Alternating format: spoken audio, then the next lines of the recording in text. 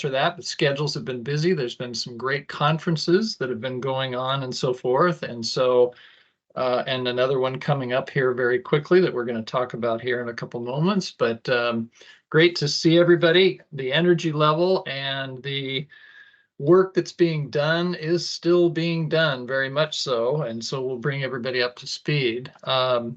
Just a quick note that in the past, we haven't really allowed, I think, sufficient time for us to update and have people update from the audience and so forth. So we're going to leave about a half an hour, hopefully, to be able to do that so that we can kind of all get caught up in regard to what's going on, plus with the upcoming talent summit and so forth, which I'm hoping to see all of you. It'll give us an opportunity to perhaps play off of some things in regard to that summit coming up. So let's see. So let's see if we've got a quorum or not. I'm not sure, Sydney. Unfortunately, we are just one away, but I will put it in the chat as soon as we have one. Great, great. Thank you very much. So, of course. Do we have any public comment, Sydney, that you received? No, I did not. Okay, so nor did I, and I think we have, I think we're all, hail, the gang's all here, and we will have time for people to actually input towards the end of the meeting, so somebody may have something that might come up and so forth. So we'll move on to kind of the business of the meeting and so forth, which is starting out with our fearless co-leader, Mr. Tom Goodhue, organizer of a very successful ACTE conference this year. And Tom, can you give us an update on what we saw, what we learned, and what we're taking away? Well, after that great introduction, I don't know if I really have to say anything. It was a very successful event. It was the largest one we've ever had. We had over 600 people there. Comments I got back from a lot of people were that the content was great. Charlie, you and Sherry hosted a employability skills session, well, more than one session, but the Wednesday morning general session was spent totally with you. And I just have to say that was a tremendous success. I appreciate that you guys stepped up and did that. I also appreciate anyone else who was a presenter. I know Jenny, you were a presenter there. Eric, I think you presented, didn't you? Yeah, and I think the feedback on all of those sessions was really great. Next year we'll be in Seaside, so we might be a little bit cramped compared to what we had. We'll more than likely be using some of the auxiliary hotels in order to be able to do some of the sessions. But again, really looking forward to another good one. And our organization has been growing in leaps and bounds. And we are now the 6th largest ACTE group in the entire country. So kudos to all you folks who are taking it seriously and helping us out.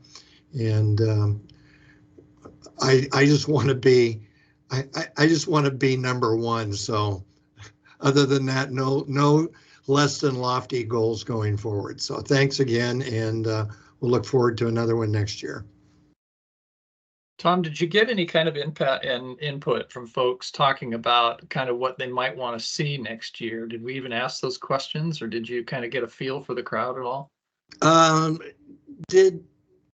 think we always get feedback that people want to see us expanded into some of the other career pathways, which is a little difficult in essentially a day and a half worth of sessions where we have 8 breakout rooms. So we try and touch on things that in general terms are applicable to all career paths. And we're trying to get people to think beyond just the scope of their path so that they look at sharing from other avenues. We did in our Whova app create connection zones for different clusters And so the idea behind that is that we're going to be live with that for the entire year leading up to next year's conference. And we will be doing push out questions to try and engage folks in their clusters so that they start communicating and talking about best practices, or even starting their own comments sections in order to be able to connect with some of the other people that are doing their same things. Also, any of you at the community college level, please, interact. A lot of this is about creating connections, Yep. K-12 to community college, and that's really where my mind is at. Yeah, I'd love to be able to see perhaps even next year a little bit more of the Future Ready Oregon participation as well, and perhaps bringing those talent pieces forward in regard to the ACTE and how that relates to the education. Martha and I were just talking just previously in the healthcare side, and the necessity of really, from a talent perspective, reaching down into that high school level and really trying to groom folks for these paths. Because we've got some, which I know we'll hear about in the upcoming talent summit, we've got some very, very serious shortages, and people don't understand that. They say, well, everybody can get a job. Well, that's right, everybody can get a job, but they don't have the skills and aptitudes and so forth. As specifically relates to the EES, I was just delighted that we had the stages that we did, had some great discussions, good input, solid input. The breakout sessions that Sherry ran and Jenny that ran, and I attended a number of those as well. I didn't get much off of my track of EES, but it was all really, really great. Good participation by the crowd as well. So. Well, the only other thing I would add to that, Charlie, along the lines of what you're talking about with Future Ready and some of the stuff that you and Martha were talking about, it's really key that we continue to connect with those industry representatives. We've got a really good group here of mostly folks from the educational side, but we need to leverage off of any of the advisory groups that you've got so that we can connect with them and not only talk about EES, but also talk about that Future Ready and how do we engage employers to actively work with the high schools, work with the community colleges to actually create that chain of bringing folks into their industries and getting them connected with jobs. Yeah, great. Great. Well, job well done, by the way. It was a good conference, and except for the the few comments I heard about the parking situation in the neighborhood, it was great. So. Well, actually, I didn't think it was a bad deal because the parking garage that everybody was avoiding because they thought they were going to have to pay for was broken. It didn't work, and so it was actually free parking for the entire time. I kept chuckling about that as I left each day. So, wow, there's a revenue loss. All right, let's move on. Talent assessment and talent summit. Mr. Nell. Yes, thank you, Mr. Hopewell. I appreciate it very much. And oh, by the way, another shout out for the wonderful, or as a part of the wonderful conference that you helped pull together, Charlie, and that you led, Tom. I thought the session that Janelle Ives and Kyle Ritchie Knoll and Deb Mumhill and there's one other person, or was that it? Anyway, I thought that there was a great Payton from the economics. Yes, Jason Payton from, sorry, Jason, if you're here in absentia, I'm thinking of you. From the Oregon Employment Department. I thought it was well received, and there was a lot of great data points that were shared in that. In terms of the talent assessment, I just got an email from Christy McFarland, who's the president of the division that she heads up at SRI International, and they are very close to the final draft of the talent assessment. So everything looks to be on schedule for that assessment to be released and presented at the upcoming Talent Summit, which will address, as is typical, gaps, trends, observations, and recommendations related to the education, training, and workforce system in Oregon. So if you haven't flagged your calendars to attend, it is the Talent Summit on May 14th and 15th at the Salem Convention Center.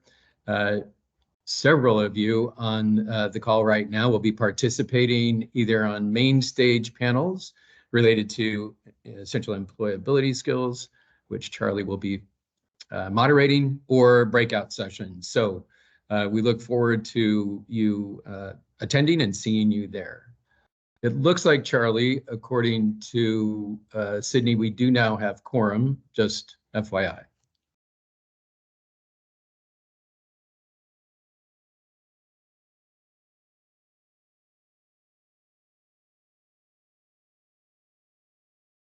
Charlie, I think you might be on mute. I was. So thanks, Todd, by the way.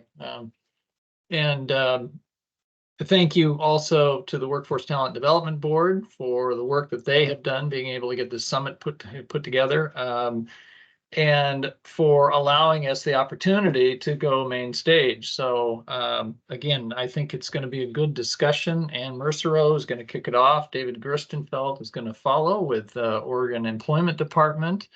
Then Dr. Williams from Oregon Department of Education, and then summing up that panel then is Ben Cannon, who will represent HEC in the conversation. So I'll be tossing some questions to them in regard to this, and playing off a little bit of some of the things actually I picked up at the ACTE conference as well. So I think it'll be a good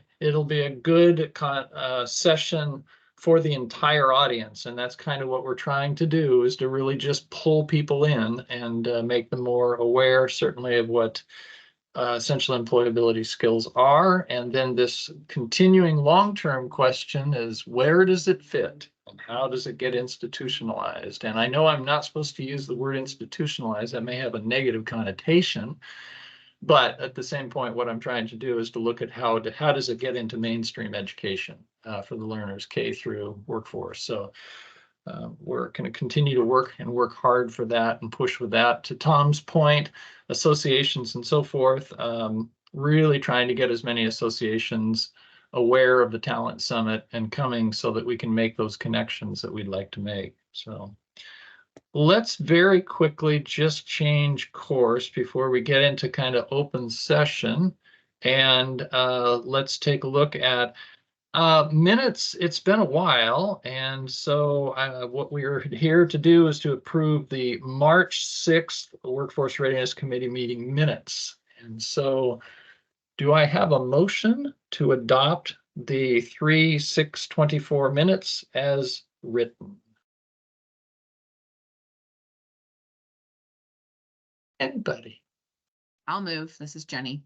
Okay, great. Jenny moves. And Need a I second. don't, okay, Dean will give a second. Do we have any discussion in regard to those minutes? Do we have any opposition to the minutes as written? Therefore, it passes unanimously. Okay, great. Robert's Rules of Order are now taken care of. Okay, I think we've probably got a lot of folks that are going to have something that they would like to add into the conversation to kind of help manage that. I'm going to probably start the conversation off, Sherry, with you. A lot to talk about with all of the things that have been going on with OES and so forth, and then shift over to Jenny following you. And then I'd like to open it up from the two of them. So if you do want to have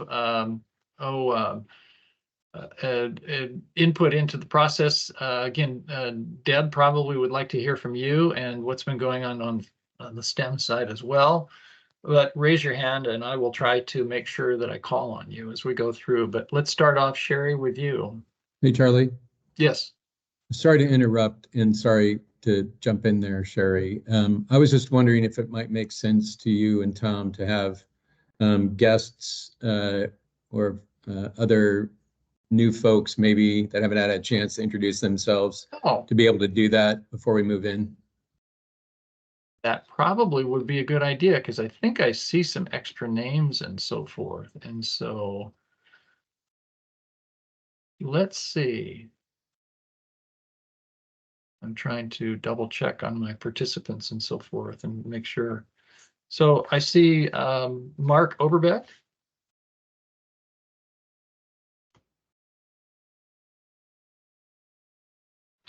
Hello, can you hear me, We Mr. Chair? can.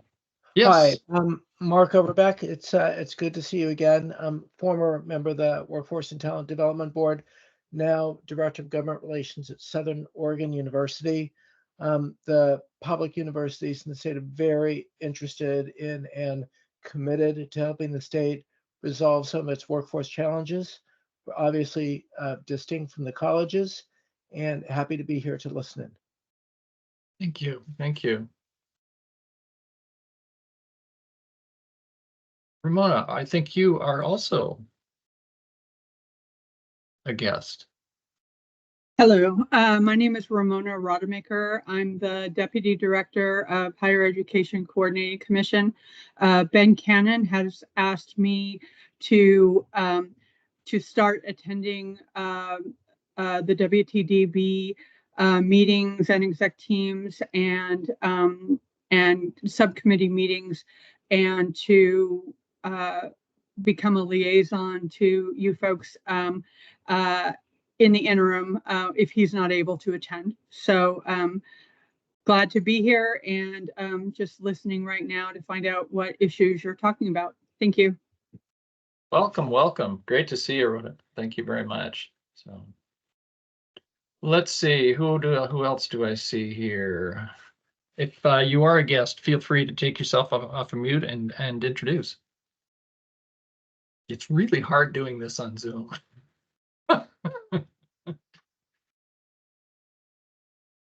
Hi, I threw in an intro into the chat. I'm Stacy York, University of Oregon. I've been to the last few of these, just listening and learning. My role is Senior Director of Professional Development and Workforce Readiness. I'm also PI on a Future Ready Oregon Round 2 grant that partners with 3 of Oregon's community colleges. Great to have you, Stacy, by the way. Thank you very much for attending and thanks for your voice. So, anybody else want to introduce, self-introduce?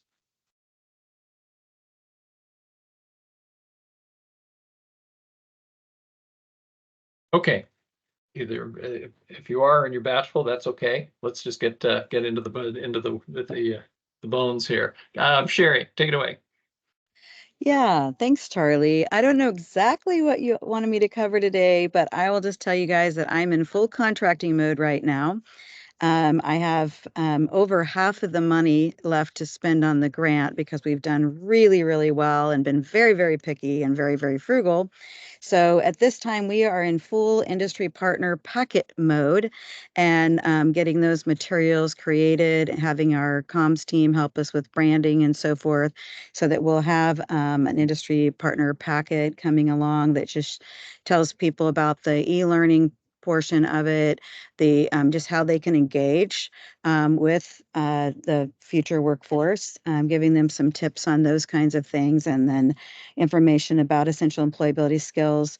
We just got some new video, got some video from the Ontario area, which was really exciting because one of our goals is to make sure that we're representing folks just around the state. I am still just training like a crazy person. I'll be in Rogue on Friday for the day and then back home doing some training there. And last Saturday, I was over in Eugene doing the Oregon After School Conference and got to speak at that as well. So it's just mind-blowing to me how many connections we're able to make and how many people are really excited about doing this work.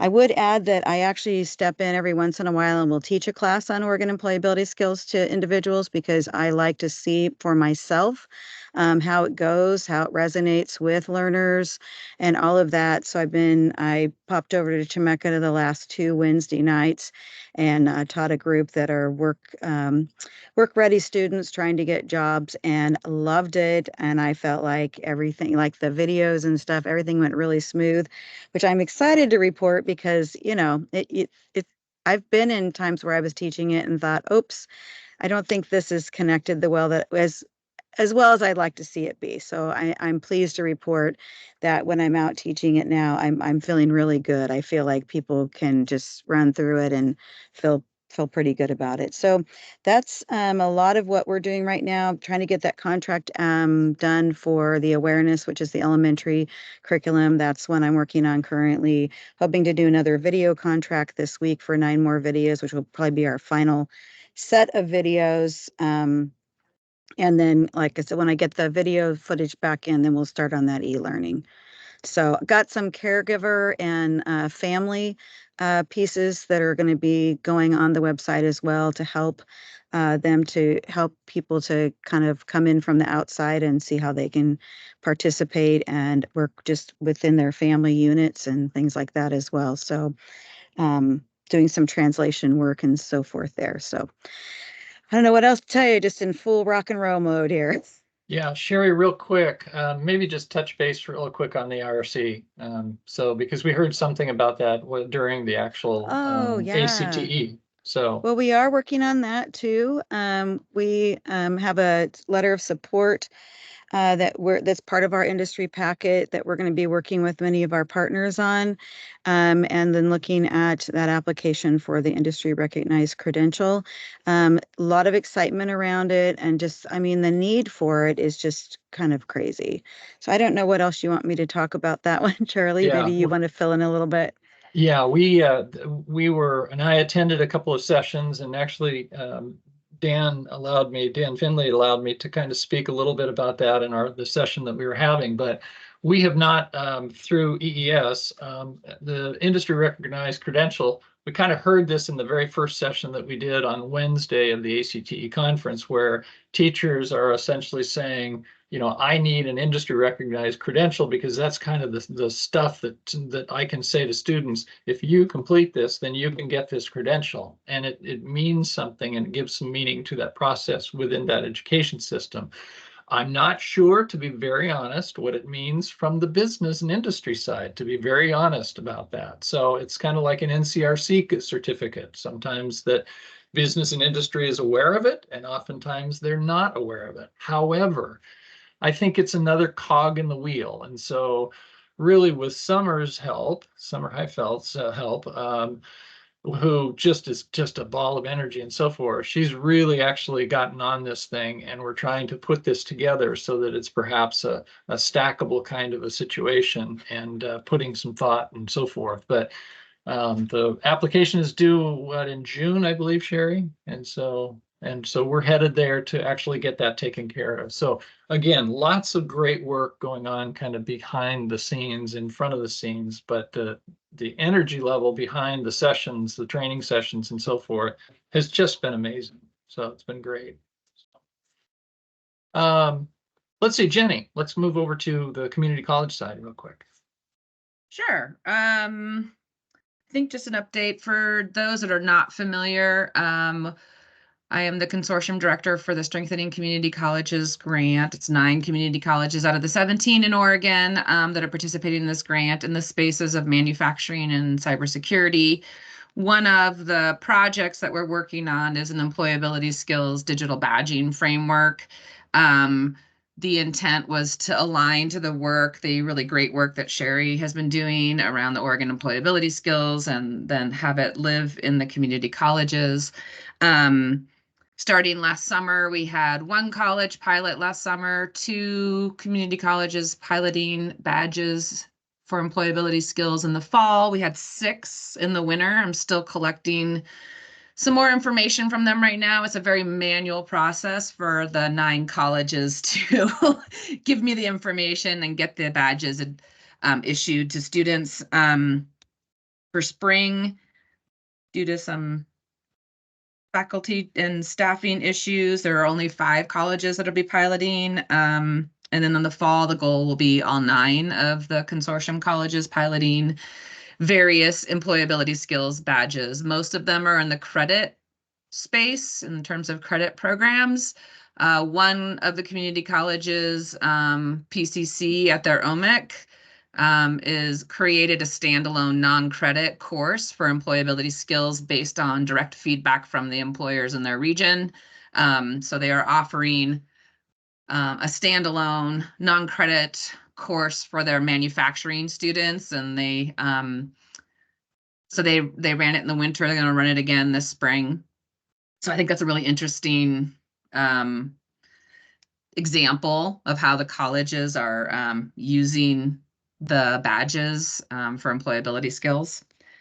I think we just have I think we have some challenges, and I think that that's fair to discuss. I think it's a good thing to discuss about how this project isn't quite where I thought it would be, but you know, when you work with independent entities, their internal communication, I don't have a lot of control over. So just working with the colleges to think about how they're talking about employability skills and the badging within their internal colleges is a conversation. I'm starting to get invited to advisory committee meetings so that I can present on the badges. So I think that's a huge step forward in terms of the work. So I'm starting to schedule those, which is great. And, you know, there was something else that I was going to say. I had an idea, but I might share it with some of the HEC staff first. But I think we might be at a place where at the state level, it would be good to have some really clear definitions about what we mean when we say digital badge or micro-credential. I just hear it coming up through the presentations at the ACTE conference. I just heard that conversation. I think we are struggling with that a little bit. So just putting that out there might be worth putting a group of people together to think about how we could define more clearly what we mean by those things and how employability skills fit into that.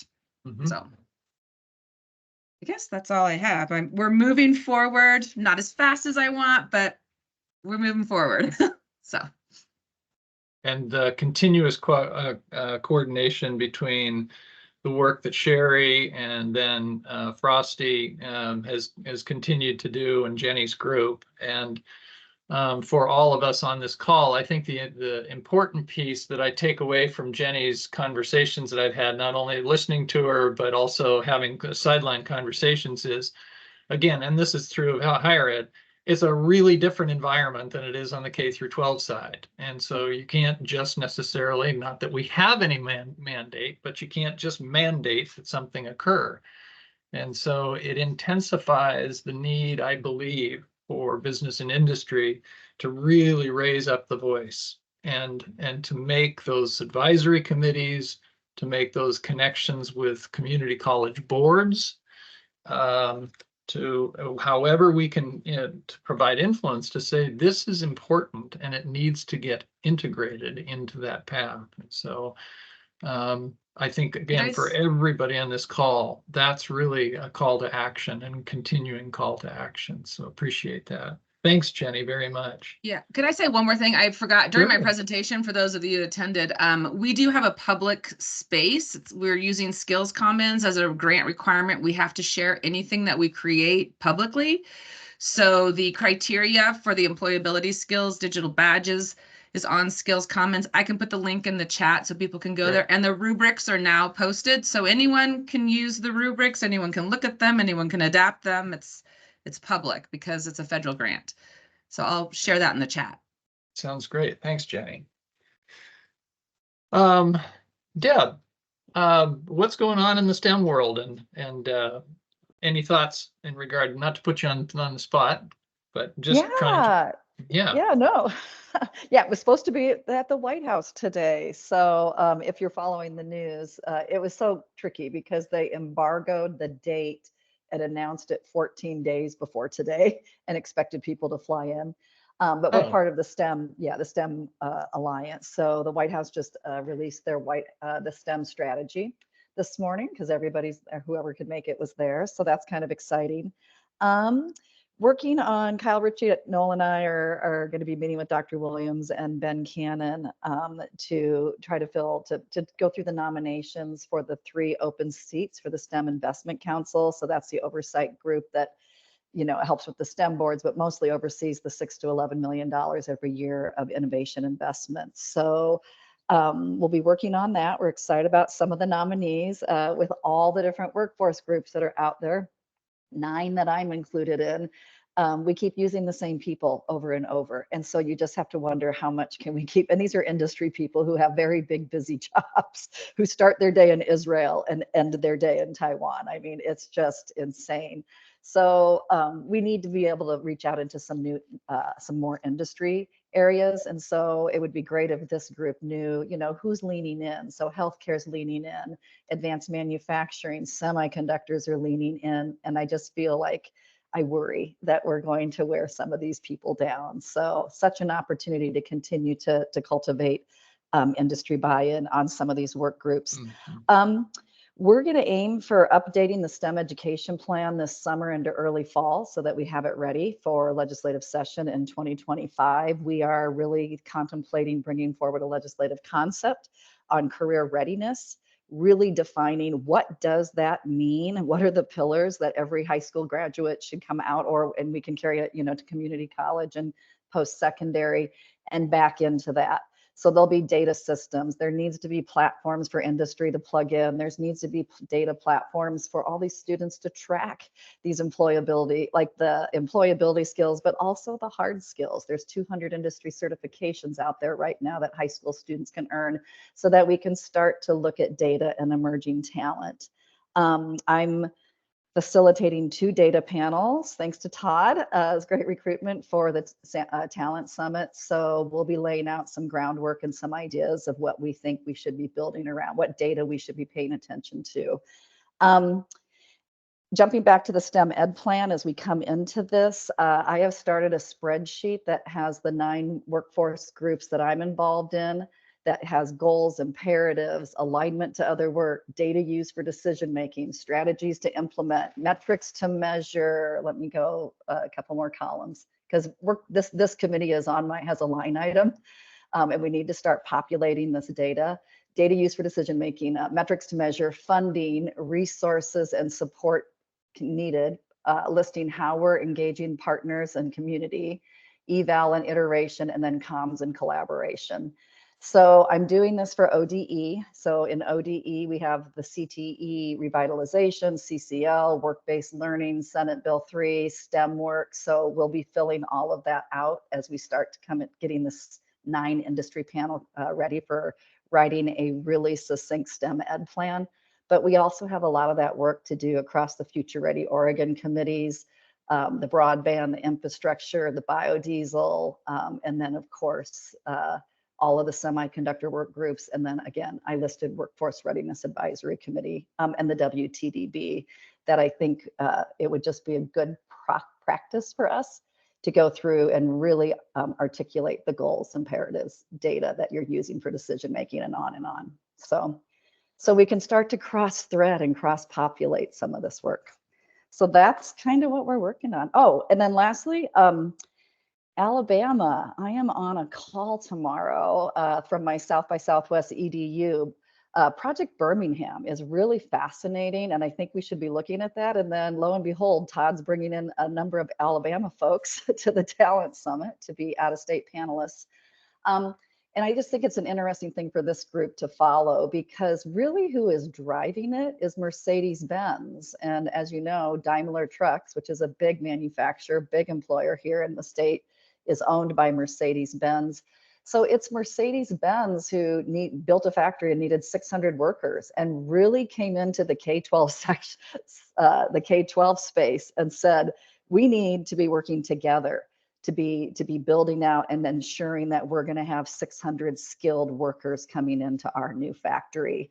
Google just put in a data center in Alabama, in Birmingham. They're now coming in. They're paying for programming that's happening in the cities.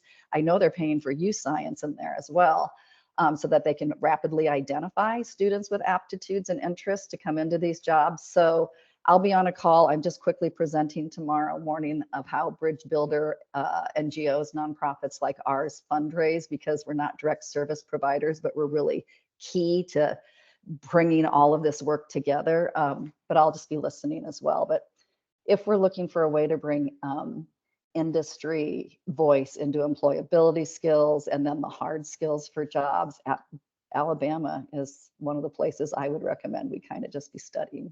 That's it. Yeah, that's it.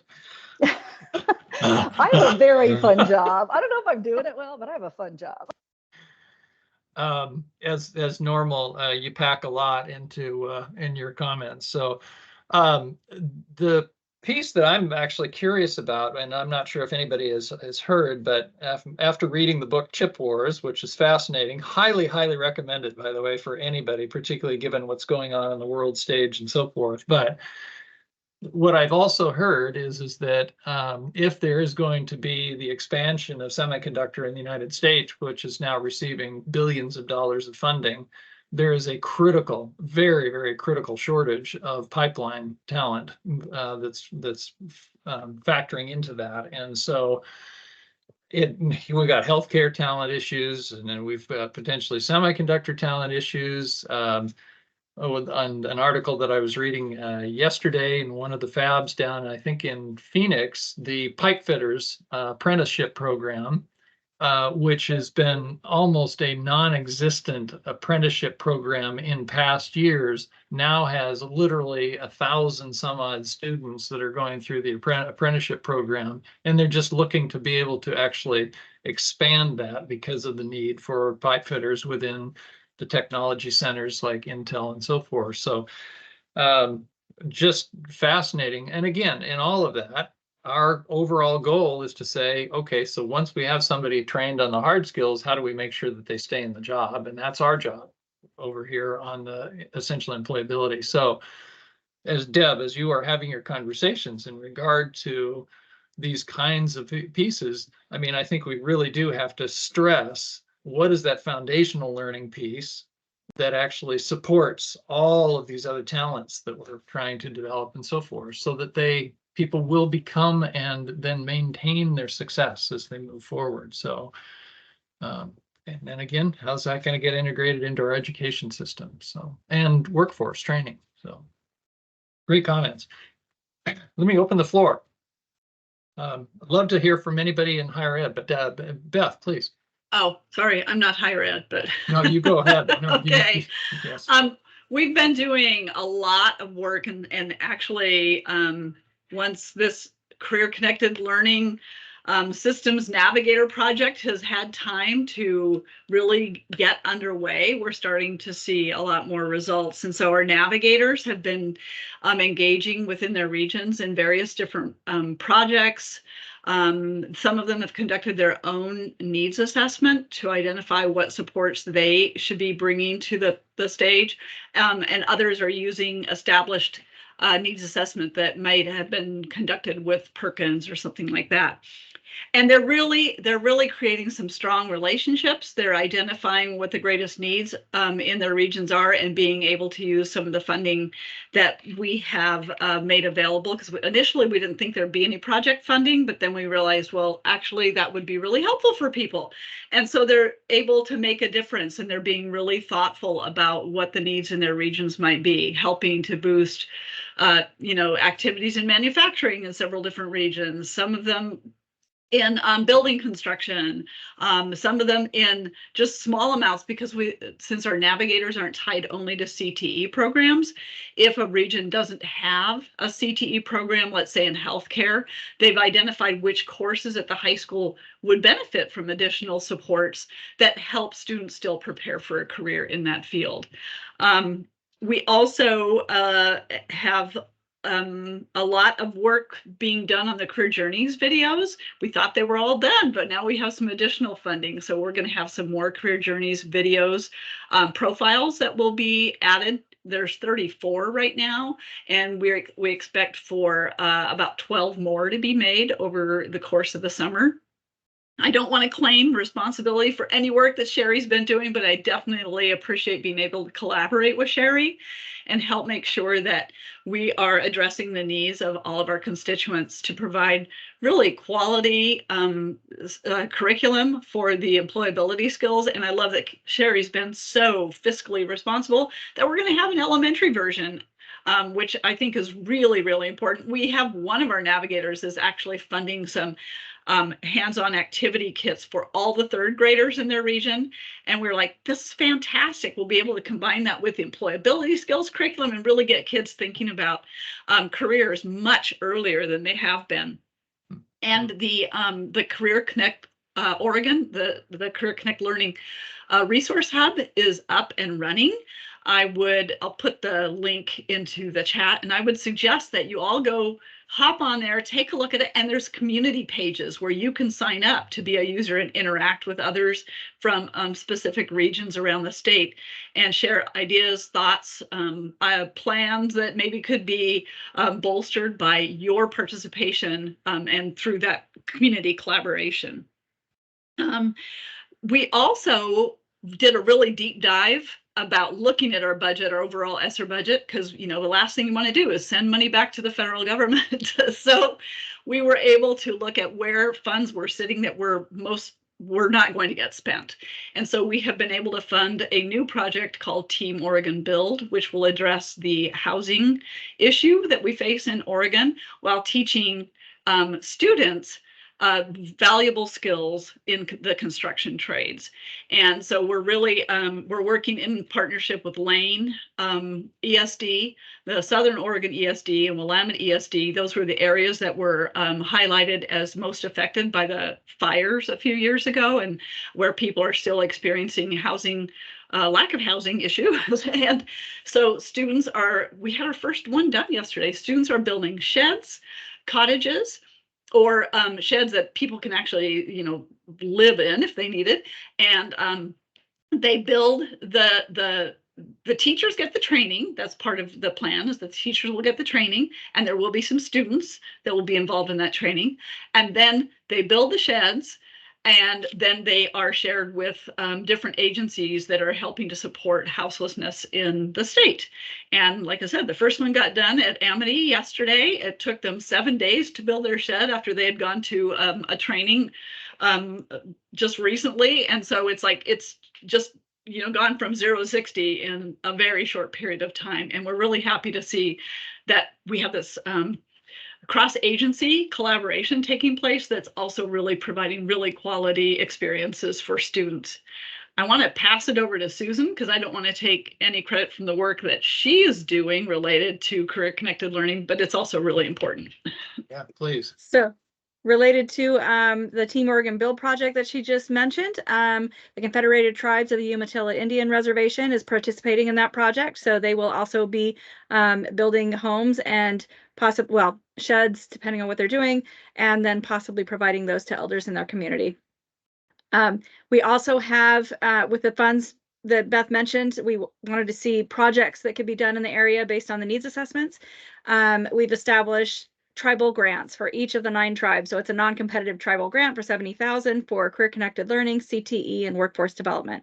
So 8 of the 9 tribes have already expressed intent, and some have submitted their plans. And we have a breadth of different projects that will be coming forth as a result of that. So very excited about that. Let's see what else we want to cover with the career journey videos. We'll have each of the 9 tribes represented once they're all done. So we currently have 2 tribes. I did put the link in there. They're amazing videos that represent near peer experiences of students as they go into their careers later. So it's a wonderful opportunity to highlight different career pathways for students. Anything else that I should touch on, Beth, that I didn't think of? All right, thank you. Appreciate your time.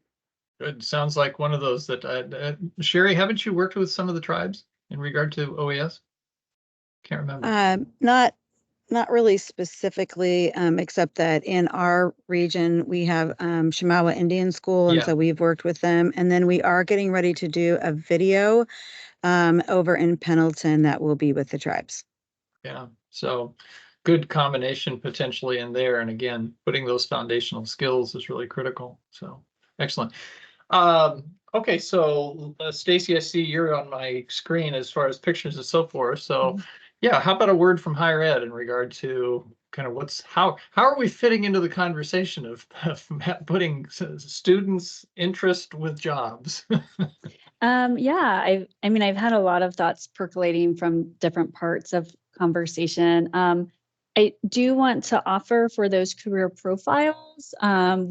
The University of Oregon has a lot of alum, particularly in the semiconductor industry and manufacturing. I'm thinking of one alum who is part of an Oregon tribe. If you're looking to connect with people, I don't know which tribe. Anyhow, so if you're looking for profiles, people who might be open, I'm happy to work with you all. University of Oregon has recently been looking at how we re-emphasize career outcomes of students. I was recently on a university-wide committee looking at strategies for that. That were then rolled up to the president's office. I believe more information of that will be rolled out in the next month or two. So that was really exciting to be part of a conversation with multiple units on campus around career outcomes of our students.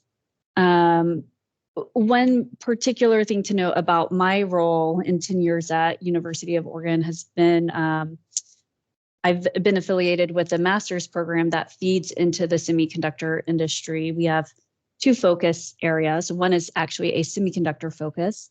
The other is an optics focus. About half of those students, optics students, go into semiconductors. And we give them career-specific training, and they have a 1 credit hour professional development course that I teach. So it's that standalone soft skills development. We have a week of professional development. When they matriculate to the master's program, that's all focused on those soft skills. We know from our partnership with industry that the technical skills are very important, and those soft skills are just as critical. So it's exciting to be part of the audience listening about how essential employability skills are being put out there. One thing that caught my attention is you were talking about training up students on the technical side, and then how do you add in the professional afterwards? And I actually think there's this missed opportunity in GAP where we have students who have already gravitated to those really strong professional skills. It's kind of in their strong suit. How do we get those students to see themselves as technical professionals? How do we get those? I've had so many students come from the retail industry or service industry, or roles that really require really strong use of soft skills. So we're not really teaching them much on those essential employability skills because they've acquired it through their lived experience. What we're trying to do is show them that they have a great skill set for the technical workforce. And I have a quote from a recent student. May I share my screen quickly? Sure. So let me make sure you can do that. It looks like I can. So good. So this is a photo from a recent workshop where we brought in UO and community college students. It was funded through Micron, which is based in Idaho. They've been a recipient of a lot of CHIPS funding.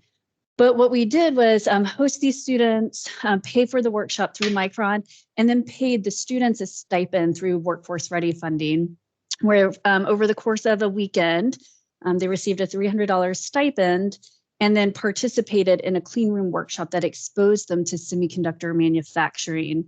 And a student emailed afterwards, and this is that connective piece around how their professional skills and life skills connected to semiconductors. The workshop taught them that facing challenges with resilience, adaptability, problem solving is essential for personal growth and success, and that the manufacturing process involves this collaboration. Right? It was just a beautiful, unsolicited response to putting students in this immersive hands-on experience and then letting them suddenly see like my skills are valuable here. I can visualize my journey here as well. So, that event was very successful due to space. We only were able to take 12 participants. We had about 50 applicants from, again, LCC, UO, and UCC. And so, if we were able to procure further industry funding to support the hosting of the workshop, I think there's a great career exposure event happening there. And a lot of these students were freshmen and sophomores as well. And I don't have a picture, but if you know what a semiconductor wafer looks like, it's kind of like a CD. They submitted an image of artwork and then used that photolithography process to print that artwork onto the semiconductor wafer, and they got to take that wafer home. And what I later found out is students went back to their home institutions and were showing all their peers the wafers they made, right? So now they're talking to their students who haven't thought about what it's like to go into semiconductor, and they're getting a really great visual around what it is. And there's a talking point, and they're, talking about putting on the bunny suit and going into the clean room. So I think there's a great opportunity more broadly to generate interest because so many students don't know what they don't know. And then I'll point our eye towards Purdue and what they've been doing. They've launched an entire semiconductor programming where the tuition is being paid essentially by industry. Industry is funding full support of the students' tuition. They understand that higher ed can put some of the costs, but like the costs to really expand things and to drive student enrollment is coming from industry. And so, perhaps there's opportunity to engage with our industrial partners, to say, hey, like we can do the instruction, we have the classroom space, we need support and incentivize students. Particularly, I know Future Ready Oregon has a strong emphasis on priority populations. All of our participants were part of a priority population, and one of those is low-income Oregonians. So if we're going to ask low-income Oregonians to move their education and training forward, we have to have financial pathways for that to happen. Oh, that's fantastic. Thanks, Stacy. You and Sherry and I have had an interesting through all those conversations, also talking about the fact that, again, when you're working with something like EES as a foundational skill, it is transferable. And we've seen that because when we were trying to do the programs of study and so forth, we found those skill sets are literally in every single occupation. And incorporating that into that curriculum and exposure, I think it'd be invaluable for our process moving forward. Again, so that once they get into the industry, they're able to at least stay in the industry. So yeah, and I probably didn't highlight it, but in that photolithography workshop, they were doing teamwork, they were doing communication, they had an opportunity to network with professionals. So embedded in that workshop were also these professional skills development as well. I don't think that the participants and students always see it until we point it out. And sometimes it's better that way. Sometimes we're pretty intentional on telling them on the front end too. So yeah, absolutely. So, well, thank you very much. Okay, we're almost out of time here. It's 11:57. Real quick, we talked about starting a strategic planning process, and that was a number of months ago. And I tried to get calendars aligned with some doodle polling, and it was conferences, it was springtime, it was all kinds of things, but it fell flat on its face. Have not given up, and I will try to swing back around. I'm going to be out of the country effectively just right after the Talent Summit through the end of May into June. And so when I get back, we'll see what we can do to maybe get that process kind of regenerated and moving forward. Again, Beth trying to also connect and so forth with some of the efforts and so forth that you're working on as far as the STEM, and then of course Jenny as well. So is there anything else real quick for the good of the order? It's been actually a fascinating session of progress, actually. So.